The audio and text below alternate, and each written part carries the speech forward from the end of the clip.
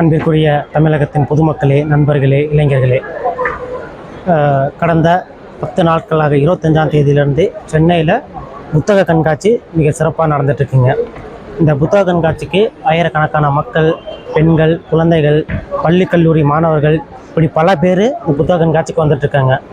இந்த புத்தக கண்காட்சி அப்படிங்கிறது பொதுவிலேயே இன்றைக்கி படிக்கிற பழக்கம் அருகி போய்விட்டது, சோசியல் மீடியாவெல்லாம் மூழ்கி கிடக்கிறாங்க அப்படின்னு சொன்னாலும் மிக பெரிய அளவிலான மக்கள் கூட்டம் புத்தக கண்காட்சிக்கு தமிழகம் முழுவதும் இருந்து பல்வேறு பகுதிகளிலிருந்து வந்திருக்காங்க.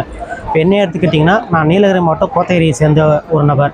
இந்த புத்தக கண்காட்சியில் புத்தகம் வாங்கிறதுக்காகவும் எங்கள் ஊரில் நடக்கக்கூடிய வரக்கூடிய பொங்கல் திருவிழாவிற்கு மாணவர்கள், குழந்தைகள், பள்ளிக்கூட மாணவர்களுக்கு பரிசளிக்கணும் அப்படிங்கிறதுக்காண்டியே புக்கு வாங்கணும், அவங்களுக்கு பரிசாக கொடுக்குற பொருள் வந்துட்டு புத்தகமாக இருக்கணும் அப்படிங்கிறதுக்காண்டியே இந்த புத்தக கண்காட்சியில் நிறைய புத்தகங்கள் வாங்கியிருக்கேங்க.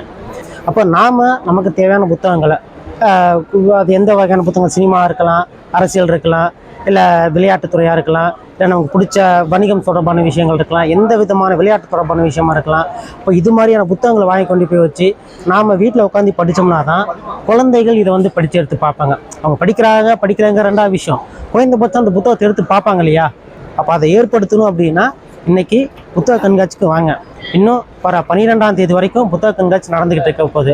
இந்த புத்தக கண்காட்சிக்கு உங்கள் குழந்தைங்க, வீட்டில் இருக்கக்கூடிய நண்பர்கள், தோழர்கள், மொத்தமாக ஒரு ஊர் திருவிழாவுக்கு எப்படி போவோம், ஒரு கல்யாண ஃபங்க்ஷனுக்கு எப்படி போவோம், அப்படி மொத்தமாக குடும்பமாக இந்த புத்தக கண்காட்சியில் பங்கேற்றுக்கிட்டு நமக்கு என்ன பிடிக்குதோ அந்த புத்தகங்களை தொடர்ச்சியாக வாங்குவோம்.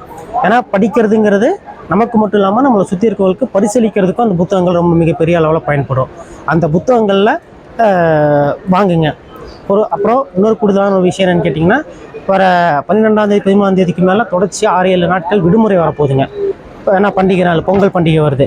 அப்போ இந்த பொங்கல் பண்டிகைக்கு நம்மளுடைய குழந்தைகளில் நம்ம பயனுள்ளதாக ஒன்று மாற்றிக்கணும். குறிப்பாக இங்கே சென்னை நகர் பகுதியில் இருக்கக்கூடிய மக்களுக்கு மிகப்பெரிய அளவில் விடுமுறை நாட்களில் இங்கே புத்தக கண்காட்சி நிறையா வர்றதுக்கான வாய்ப்புகள் அதிகமாக இருக்குங்க.